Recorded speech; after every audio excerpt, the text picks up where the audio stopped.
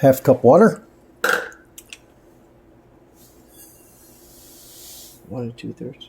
1 2/3 cup sugar, 1 cup corn syrup, or 3/4 cup corn syrup,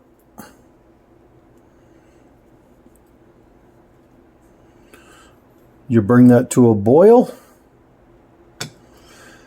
After you get up to 300 degrees, you put in your flavoring and your food color, whatever color you want the Hard Rock candy.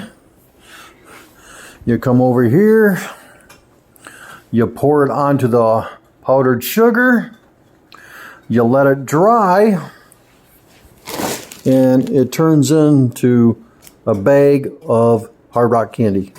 I don't know how it gets in the bag like that, but it's just amazing.